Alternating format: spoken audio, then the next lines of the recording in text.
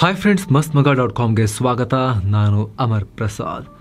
America ಅಧ್ಯಕ್ಷ Donald Trump ಹೊಸ bomb ಹಾಕಿದ್ದಾರೆ. 3ನೇ ಅವಧಿಯಲ್ಲೂ ಅಧ್ಯಕ್ಷರಾಗಿ ಮುಂದುವರಿಯುವ ಬಗ್ಗೆ ಮಾತನಾಡುತ್ತಿದ್ದಾರೆ.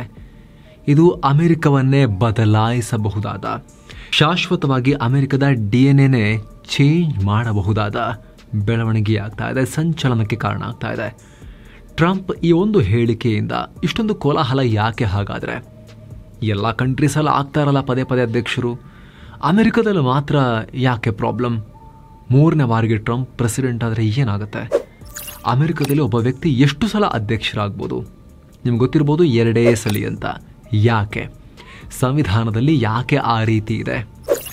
ರಷ್ಯಾದ ಪುಟಿನ್ ದಾರಿಯನ್ನೇನಾದರೂ ಕೂಡ ಟ್ರಂಪ್ ಮಹಾಶಯ ಹಿಡಿಯೋಕೆ ಹೊರಟಿದಾರ? ಅಮೆರಿಕನ್ ಎಂಪೈರ್ನ ಡಿಕ್ಟೇಟರ್ ಥರ, ಹೊಸ ಕಿಂಗ್ ಥರ ಆಗೋಕೆ ಟ್ರಂಪ್ ಹೊರಡ್ತಾ ಇದ್ದಾರಾ? ಎಲ್ಲವನ್ನ ಈ ವರದಿಯಲ್ಲಿ ಡೀಟೇಲ್ ಆಗಿ ನೋಡ್ತಾ ಹೋಗೋಣ. ನೀವಿನ್ನೂ ಕೂಡ ನಮ್ಮ ಚಾನಲ್ಗೆ ಸಬ್ಸ್ಕ್ರೈಬ್ ಆಗಿಲ್ಲ ಅಂದರೆ ಕೂಡಲೇ ಸಬ್ಸ್ಕ್ರೈಬ್ ಮಾಡಿ, ಪಕ್ಕದ ಬೆಲ್ ಐಕಾನ್ ಮೇಲೆ ಕ್ಲಿಕ್ ಮಾಡಿ ಅಂತ ನಿಮ್ಮಲ್ಲಿ ನಮ್ಮ ಮನವಿ. ಬನ್ನಿ ಶುರು ಮಾಡೋಣ. ಅಮೆರಿಕದ ಸರ್ವಾಧಿಕಾರಿ ಆಗ್ತಾರ ಟ್ರಂಪ್. ಡೊನಾಲ್ಡ್ ಟ್ರಂಪ್ 2ನೇ ಬಾರಿಗೆ ಅಮೆರಿಕದ ಅಧ್ಯಕ್ಷರಾಗಿದ್ದಾರೆ. ಅಧಿಕಾರಕ್ಕೆ ಬರ್ತಾ ಇದ್ದ ಹಾಗೆ ಎಲ್ಲ ಕ್ಷೇತ್ರದಲ್ಲೂ ಗಲಾಟೆ ಎಬ್ಬಿಸ್ತಾ ಇದ್ದಾರೆ. ಈ ನಡುವೆ NBCಗೆ ಕೊಟ್ಟ ಇಂಟರ್ವ್ಯೂ ಒಂದರಲ್ಲಿ ಒಂದು ಬಿಗ್ ಪೊಲಿಟಿಕಲ್ ಅರ್ಥಕ್ವೇಕ್ಗೆ ಕಾರಣ ಆಗುವ ಹೇಳಿಕೆಯನ್ನು ಕೊಟ್ಟಿದ್ದಾರೆ. ದೊಡ್ಡ ಭೂಕಂಪಕ್ಕೆ ಕಾರಣ ಆಗುವ ರೀತಿ ಹೇಳಿಕೆಯನ್ನು ಕೊಟ್ಟಿದ್ದಾರೆ. ಇಡೀ ಅಮೆರಿಕ ರಾಜಕೀಯ ವಲಯದಲ್ಲಿ ಇದರ ಬಗ್ಗೆ ಚರ್ಚೆ ಆಗ್ತಾ ಇದೆ. ಇಂಟರ್ವ್ಯೂನಲ್ಲಿ NBCಯ ಪತ್ರಕರ್ತ 2ನೇ ಅಧ್ಯಕ್ಷೀಯ ಅವಧಿ ಮುಗಿದ ಬಳಿಕವೂ ವೈಟ್ ಹೌಸ್ನಲ್ಲಿ ಮುಂದುವರಿಯುವ ಪ್ಲಾನ್ ಏನಾದರೂ ನಿಮ್ಮ ಮೈಂಡಲ್ಲಿ ಇದೆಯಾ ಅಂತ ಕೇಳಿದ್ದಾರೆ. ಅದಕ್ಕೆ ಉತ್ತರ ಕೊಟ್ಟಿರೋ ಟ್ರಂಪ್, ಕೆಲವೊಂದು ಪ್ಲಾನ್ಗಳಿವೆ, ಪ್ಲಾನ್ ಅಲ್ಲ, ಕೆಲವೊಂದು ಮೆಥಡ್ಗಳಿವೆ, ನಾವು ಮಾಡಬಹುದಾದ ಕೆಲವೊಂದು ಕ್ರಮಗಳಿವೆ, ಆ ದಾರಿಗಳು ಏನು ಅಂತ ನಿಮಗೂ ಗೊತ್ತಿದೆ ಅಂತ ಹೇಳಿದ್ದಾರೆ. ಅಮೆರಿಕದಲ್ಲಿ 3ನೇ ಬಾರಿಗೆ ಅಧ್ಯಕ್ಷ ಸ್ಥಾನಕ್ಕೆ ಸ್ಪರ್ಧೆ ಮಾಡೋ ಹಾಗಿಲ್ಲ. ಹಾಗಾದರೆ ಮುಂದಿನ ಚುನಾವಣೆಯಲ್ಲಿ JD ವ್ಯಾನ್ಸ್ ಅಧ್ಯಕ್ಷ ಸ್ಥಾನಕ್ಕೆ ಸ್ಪರ್ಧಿಸ್ತಾರಾ? ನಂತರ ವಿನ್ ಆದಮೇಲೆ JD ವ್ಯಾನ್ಸ್ ಅವರಿಂದ ರಾಜೀನಾಮೆ ಕೊಡಿಸಿ ಮತ್ತೆ ನೀವೇ ಅಮೆರಿಕದ ಅಧ್ಯಕ್ಷರಾಗ್ತೀರಾ ಅಂತ ಆ್ಯಂಕರ್ ಕೇಳಿದ್ರು. ಅದಕ್ಕೆ ಉತ್ತರ ಕೊಟ್ಟ ಟ್ರಂಪ್, ಅದೊಂದು ದಾರಿಗಿದೆ, ಅದನ್ನು ಹೊರತುಪಡಿಸಿಯೂ ಬೇರೆ ದಾರಿಗಳಿವೆ ಅಂತ ಹೇಳಿದ್ದಾರೆ. ಹೌದಾ? ಹಾಗಾದರೆ ಯಾವುದು ಆ ದಾರಿಗಳು ಅಂತ ಕೇಳಿದಾಗ ಅದಕ್ಕೆ ಉತ್ತರಿಸಲು ಟ್ರಂಪ್ ನೋ ಅಂತ ಹೇಳಿದ್ದಾರೆ. ಇವಾಗಲೇ ಉತ್ತರಿಸಲ್ಲ ಅಂತ ಹೇಳಿದ್ದಾರೆ. ಜೊತೆಗೆ ಈಗಲೇ ಯಾಕೆ ಥಿಂಕ್ ಮಾಡೋದು, ಇನ್ನೂ ಟೈಮ್ ಇದೆಯಲ್ಲ, 2ನೇ ಅವಧಿ ಇವಾಗಷ್ಟೇ ಶುರುವಾಗಿದೆ, ಸದ್ಯ ನಾನು ಈಗಿನ ವಿಚಾರಗಳ ಬಗ್ಗೆ ಫೋಕಸ್ ಮಾಡ್ತಾ ಇದ್ದೀನಿ ಅಂತ ಟ್ರಂಪ್ ಹೇಳಿದ್ದಾರೆ. ಅದೇ ಪತ್ರಕರ್ತ ಆಮೇಲೆ 3ನೇ ಅವಧಿಗೂ ಅಧ್ಯಕ್ಷರಾದರೆ ತುಂಬ ಕೆಲಸ ಮಾಡ್ದಂಗೆ ಆಗೋದಿಲ್ವಾ ಅಂತ ಕೇಳಿದ್ದಾರೆ. ಅದಕ್ಕೆ ಉತ್ತರ ಕೊಟ್ಟ ಟ್ರಂಪ್, ನನಗೆ ಕೆಲಸ ಮಾಡೋದು ತುಂಬ ಇಷ್ಟ ಅಂತ ಹೇಳಿದ್ದಾರೆ. ಟ್ರಂಪ್ ಇಂಟರ್ವ್ಯೂನಲ್ಲಿ ಜೋಕ್ ಮಾಡೋದೆಲ್ಲ ಕಾಮನ್. ಹೀಗಾಗಿ ಇಂಟರ್ವ್ಯೂ ಮಾಡ್ತಿದ್ದ ಪತ್ರಕರ್ತ, ನೀವು ಸುಮ್ಮನೆ ಜೋಕ್ ಮಾಡ್ತಾ ಇದ್ದೀರಿ ಅಲ್ವಾ ಅಂತ ಕೇಳಿದ್ರು. ಅದಕ್ಕೆ ಟ್ರಂಪ್ ಸೀರಿಯಸ್ ಆಗಿ, ನೋ ನೋ ನೋ, ಇಲ್ಲ, ಇದು ಜೋಕ್ ಅಲ್ಲ, ಇದು ಸೀರಿಯಸ್ಸೇ ಅಂತ ಹೇಳಿದ್ದಾರೆ. ಹೀಗಾಗಿ ಟ್ರಂಪ್ ತಲೆಯಲ್ಲಿ ದೊಡ್ಡ ಸ್ಕೀಮ್ ರನ್ ಆಗ್ತಿರೋದು ಸ್ಪಷ್ಟವಾಗಿ ಕಾಣಿಸ್ತಾ ಇದೆ. ಕಿಂಗ್ ಅಂತ ಕರ್ಕೊಂಡಿದ್ದ ಟ್ರಂಪ್ ಈ ಸಲ ಟ್ರಂಪ್ ಅಧ್ಯಕ್ಷರಾದ ಕೂಡಲೇ ವೈಟ್ ಹೌಸ್ ಕಡೆಯಿಂದ ಸೋಷಿಯಲ್ ಮೀಡಿಯಾದಲ್ಲಿ ಒಂದು ಪೋಸ್ಟ್ ಮಾಡಲಾಗಿತ್ತು. ಟೈಮ್ಸ್ ಮ್ಯಾಗಝಿನ್ನ ಒಂದು ನಕಲಿ ಪೋಸ್ಟರ್ ಅದಾಗಿತ್ತು. ಅದರಲ್ಲಿ ನ್ಯೂಯಾರ್ಕ್ ಸಿಟಿ ಮುಂದೆ ಡೊನಾಲ್ಡ್ ಟ್ರಂಪ್ ಚಿನ್ನದ ಕಿರೀಟ ಧರಿಸಿ ನಿಂತ್ಕೊಂಡಿದ್ರು.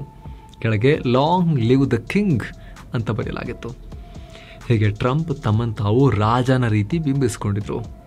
ಅದಕ್ಕೆ ದೊಡ್ಡ ಮಟ್ಟದಲ್ಲಿ ರಾಜಕಾರಣಿಗಳಿಂದ, ಟ್ರಂಪ್ ವಿರೋಧಿಗಳಿಂದ, ಅಮೆರಿಕನ್ ಪಬ್ಲಿಕ್ಕಿಂದ ಕೂಡ ವಿರೋಧ ವ್ಯಕ್ತವಾಗಿತ್ತು. ನಮ್ಮದು ಡೆಮೋಕ್ರಸಿ ರೀ, ಕಾನೂನು ಮೂಲಕ ನಡೆಯೋ ರಾಷ್ಟ್ರ ರೀ, ಯಾವ ಕಿಂಗ್ಶಿಪ್ ಇಲ್ಲ, ಇಲ್ಲಿ ಮೊನಾರ್ಕಿ ಇಲ್ಲ ಅಂತ, ರಾಜನಿಂದ ನಡೆಯೋ ರಾಷ್ಟ್ರ ಅಲ್ಲ ಅಂತ ಜಾಡಿಸಿದ್ರು.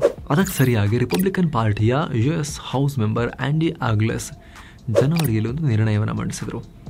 ಅದರಲ್ಲಿ ಸಂವಿಧಾನಕ್ಕೆ ತಿದ್ದುಪಡಿ ತಂದು ಒಬ್ಬ ವ್ಯಕ್ತಿ ಕಂಟಿನ್ಯೂ ಆಗಿ 2 ಸಲ ಅಧ್ಯಕ್ಷರಾಗದೇ ಇದ್ದರೆ ಅಂಥವರಿಗೆ 3ನೇ ಅವಧಿಗೆ ಅಧ್ಯಕ್ಷರಾಗೋಕ್ಕೆ ಅವಕಾಶ ಕೊಡಬೇಕು ಅಂತ ವಾದ ಮಂಡಿಸಿದ್ರು. ಏನು ಹೇಳಿ? ಕರೆಕ್ಟಾಗಿ ಕೇಳಿಸ್ಕೊಳ್ಳಿ. ಈಗ ಟ್ರಂಪ್ 2016ರಲ್ಲಿ ಅಧ್ಯಕ್ಷರಾಗಿ ಆಯ್ಕೆಯಾಗಿದ್ದರು, ಆದರೆ 2020ರಲ್ಲಿ ಸೋತಿದ್ರು. ಸೊ ಕಂಟಿನ್ಯೂಸ್ ಇಲ್ಲ, ಗ್ಯಾಪ್ ಇದೆ ಮಧ್ಯದಲ್ಲಿ.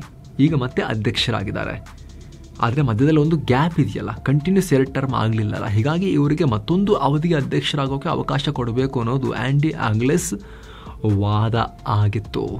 ಏನೋ ಸ್ನೇಹಿತರೆ, ವರದಿಯಲ್ಲಿ ಮುಂದುವರಿಯೋಕ್ಕಿಂತ ಮುಂಚೆ ಕಾಶಿ ಅಯೋಧ್ಯೆಗೆ 7 ಸ್ಯಾಂಡ್ಸ್ ಟೂರಿಸಂ ಕಂಪನಿ ಮತ್ತೊಂದು ಟ್ರಿಪ್ ಆಯೋಜಿಸಿದೆ. ಆಫರ್ ಪ್ರೈಸ್ ಕೇವಲ 39,500 ಮಾತ್ರ. Kashi, Ayodhya, Triveni Sangam, Gaya, Bodh Gaya, 4 night 5 days trip ಇದು. ಇದರಲ್ಲಿ flight tickets, 3 star hotel stay, all meals, ದರ್ಶನ, AC transport, boating and auto charges, 24/7 tour manager ಸೌಲಭ್ಯ ಎಲ್ಲವೂ ಇರುತ್ತೆ. ವಿಶೇಷವಾಗಿ ಹಿರಿಯ ನಾಗರಿಕರಿಗೆ ಸ್ಪೆಷಲ್ ಕೇರ್ ಕೂಡ ಇರುತ್ತೆ. ಹೊರಡೋ ದಿನ 4 ಏಪ್ರಿಲ್ 2025. ಕೆಲವೇ ಸೀಟುಗಳು ಲಭ್ಯ. ಆಸಕ್ತರು ಈ ನಂಬರ್ಗೆ ಕಾಲ್ ಮಾಡೋ ಮೂಲಕ ನಿಮ್ಮ ಸೀಟನ್ನ ಕೂಡ ಬುಕ್ ಮಾಡಬಹುದು.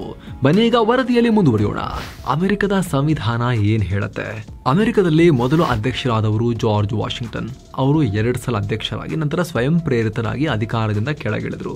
ನಂತರ ಬಂದ ಅಧ್ಯಕ್ಷರು ಅದನ್ನೇ ಫಾಲೋ ಮಾಡ್ತಾ ಬಂದ್ರು. ಅಮೆರಿಕದಲ್ಲಿ ಅಧ್ಯಕ್ಷರಾಗೋರು 2 ಸಲಕ್ಕಿಂತ ಹೆಚ್ಚು ಹುದ್ದೆಯಲ್ಲಿ ಮುಂದುವರಿಯೋದಿಲ್ಲ ಅನ್ನೋ ಸಂಪ್ರದಾಯ ಬೆಳೆದು ಬಂತು. 1932ರಲ್ಲಿ ಫ್ರಾಂಕ್ಲಿನ್ ಡಿ ರೂಸ್ವೆಲ್ಟ್ ಅಧಿಕಾರಕ್ಕೆ ಬರೋವರೆಗೆ ಈ ಸಂಪ್ರದಾಯ ರೂಢಿಯಲ್ಲಿತ್ತು. ಇದು ಜಸ್ಟ್ ಸಂಪ್ರದಾಯ ಆಗಿತ್ತೇ ವಿನಃ ಸಾಂವಿಧಾನಿಕ ಆಗಿರಲಿಲ್ಲ ಆಗ. ಹೀಗಾಗಿ ರೂಸ್ವೆಲ್ಟ್ 1936, 1940 ಮತ್ತು 1944ರಲ್ಲೂ ಅಮೆರಿಕದ ಅಧ್ಯಕ್ಷರಾಗಿ ಆಯ್ಕೆಯಾದರು. ಮೊದಲ ಬಾರಿಗೆ ಅಮೆರಿಕದಲ್ಲಿ ಒಬ್ಬ ವ್ಯಕ್ತಿ 4 ಬಾರಿ ಅಧ್ಯಕ್ಷೀಯ ಚುನಾವಣೆಗೆ ಸ್ಪರ್ಧಿಸಿ ಅಧಿಕಾರಕ್ಕೆ ಬಂದರು. ಆಗ 2ನೇ ಮಹಾಯುದ್ಧ ಇದ್ದು, ಗ್ರೇಟ್ ಡಿಪ್ರೆಷನ್ ಟೈಮ್ ಕೂಡ ಆಗಿತ್ತು. ಹೀಗಾಗಿ ಹಲವರು ರೂಸ್ವೆಲ್ಟ್ ನಿರ್ಧಾರವನ್ನು ಸಮರ್ಥಿಸಿದ್ರು, ಇನ್ನು ಕೆಲವರು ಅದನ್ನು ಟೀಕಿಸಿದ್ರು ಕೂಡ. 1945ರಲ್ಲಿ ರೂಸ್ವೆಲ್ಟ್ ವಿಧಿವಶರಾದರು. ಆದರೂ ಒಬ್ಬ ಲೀಡರ್ ಕೈಲಿ ಅಷ್ಟು ವರ್ಷಗಳ ಕಾಲ ಅಧಿಕಾರ ಕೊಡೋದು ಸರಿಯಲ್ಲ ಅನ್ನೋ ಚರ್ಚೆ ಶುರುವಾಯಿತು. Roosevelt democratic ಪಾರ್ಟಿಯವರಾಗಿದ್ದರು.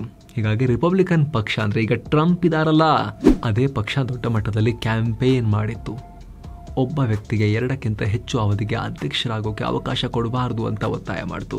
ಇದರಿಂದ ಅಮೆರಿಕದ ಸಂವಿಧಾನಕ್ಕೆ ಈಗ 22ನೇ ತಿದ್ದುಪಡಿಯನ್ನು ತರಲಾಯಿತು. ಆ ಅವಧಿಯಲ್ಲಿ ಇದರ ಪ್ರಕಾರ ಯಾವುದೇ ವ್ಯಕ್ತಿ 2ಕ್ಕಿಂತ ಹೆಚ್ಚು ಸಲ ಅಮೆರಿಕದ ಪ್ರೆಸಿಡೆಂಟ್ ಆಗುವಂತಿಲ್ಲ.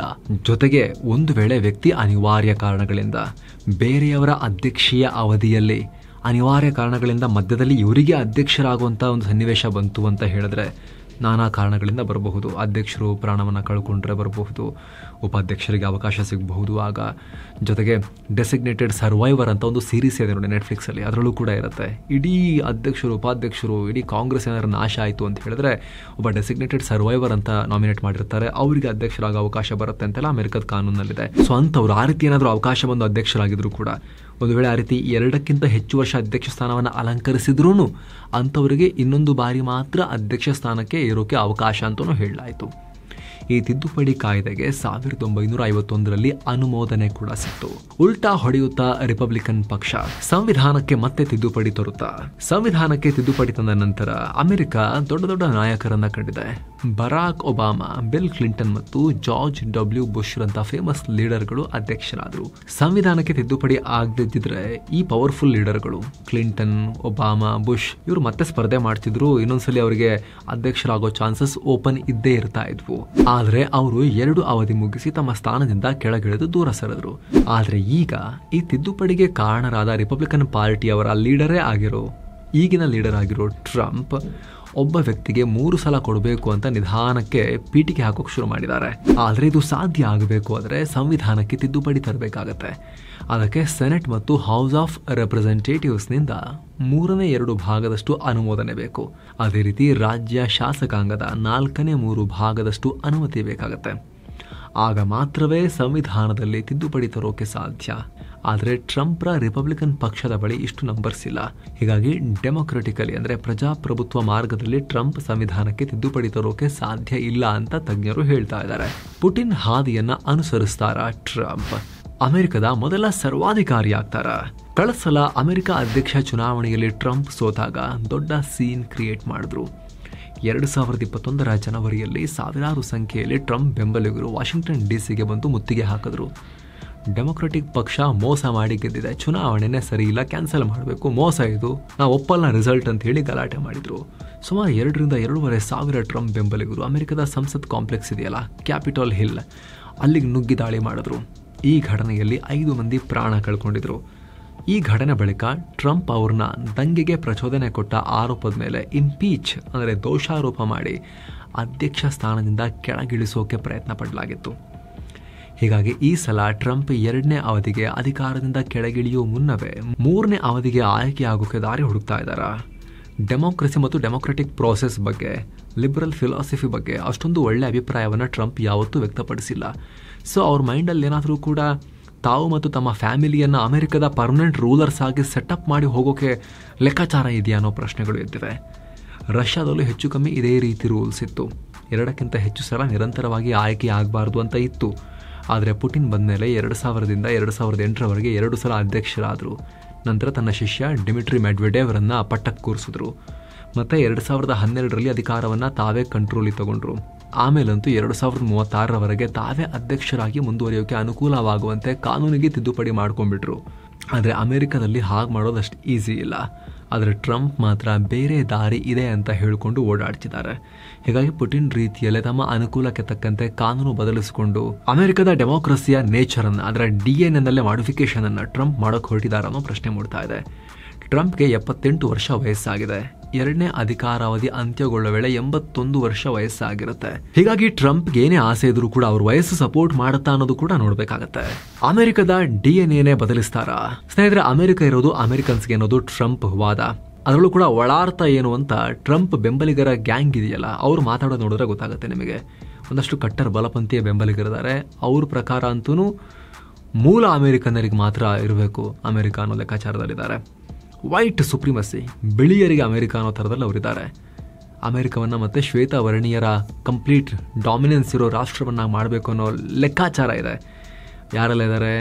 ಈ ಪ್ರೌಡ್ ಬಾಯ್ಸ್, ಓತ್ ಕೀಪರ್ಸ್ ಅನ್ನೋ ಕೆಲ ವೈಟ್ ಸುಪ್ರಿಮಸಿ ಗ್ರೂಪ್ಸ್ ಇವೆ. ಈ ಗುಂಪುಗಳೆಲ್ಲ ಟ್ರಂಪ್ ಸಪೋರ್ಟರ್ಸ್. ಈ ಹಿಂದೆ ಕ್ಯಾಪಿಟಲ್ ಕಟ್ಟಡ ದಾಳಿಯಲ್ಲೂ ಕೂಡ ಈ ವೈಟ್ ಸುಪ್ರಿಮಸಿ ಗುಂಪುಗಳು ಭಾಗಿಯಾಗಿದ್ವು. ಟ್ರಂಪ್ ಮೊದಲ ಅವಧಿಯಲ್ಲಿ ಮೆಕ್ಸಿಕೋ ಗಡಿಯಲ್ಲಿ ಭದ್ರತೆ ಹೆಚ್ಚಿಸಿದ್ದಲ್ಲದೆ ಅಕ್ರಮ ವಲಸೆ ವಿರುದ್ಧ ಕಠಿಣ ಕ್ರಮ ಕೈಗೊಂಡಿದ್ರು. ಮುಸ್ಲಿಂ ರಾಷ್ಟ್ರಗಳಿಂದ ಟ್ರಾವೆಲ್ ಬ್ಯಾನ್ ಕೂಡ ಮಾಡಿದ್ರು.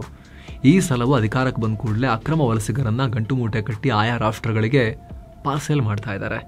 ಕಳೆದ ಬಾರಿ ಸೋತಿದ್ದ ಡೊನಾಲ್ಡ್ ಟ್ರಂಪ್ ಅಷ್ಟೆಲ್ಲ ರಂಪಾಟ ಮಾಡಿದ್ರು ಈ ಸಲ ಮ್ಯಾಸಿವ್ ಆಗಿ ಭರ್ಜರಿಯಾಗಿ ಜನರ ಓಟ್ ತಗೊಂಡು ಗೆದ್ದಿದ್ದಾರೆ. ಇದನ್ನೇ ಅಸ್ತ್ರವಾಗಿಟ್ಕೊಂಡು ಅಮೆರಿಕದ ಜನರ ಟೇಸ್ಟ್ ಚೇಂಜ್ ಆಗಿದೆ, ಆ ಟೇಸ್ಟಿಗೆ ತಕ್ಕಂತೆ ನಾನು ಅಮೆರಿಕವನ್ನೇ ಬದಲಾಯಿಸ್ತೀನಿ ಅಂತ ಟ್ರಂಪ್ ಹೊರಡ್ತಿರೋ ಥರ ಕಾಣಿಸ್ತಾ ಇದೆ. ಇದ್ರ ಬಗ್ಗೆ ನಿಮಗೇನನ್ಸುತ್ತೆ ಸ್ನೇಹಿತರೆ? ಅಮೆರಿಕ ಒಂದು ಡೆಮೋಕ್ರಸಿಯಾಗಿ, ಪ್ಯೂರ್ ಡೆಮೋಕ್ರಸಿಯಾಗಿ ಉಳಿಯೋದು ಎಷ್ಟು ಇಂಪಾರ್ಟೆಂಟ್ ನಿಮ್ಮ ಪ್ರಕಾರ? ಯಾಕಂತ ಹೇಳಿದ್ರೆ ಅಮೆರಿಕ ಜಗತ್ತಿನ ದೊಡ್ಡಣ್ಣ ಅಂತ ಕರೆಸಿಕೊಳ್ಳುವ ರಾಷ್ಟ್ರ. ಏನೇ ಟೀಕೆ ಟಿಪ್ಪಣಿ ಇದ್ರೂ ಕೂಡ ಗ್ಲೋಬಲ್ ಪವರ್ ಬ್ಯಾಲೆನ್ಸ್ನಲ್ಲಿ ಒಂದು ಇಂಪಾರ್ಟೆಂಟ್ ಪಿಲ್ಲರ್ ಆಗಿ ರೋಲ್ ನಿಭಾಯಿಸೋ ರಾಷ್ಟ್ರ.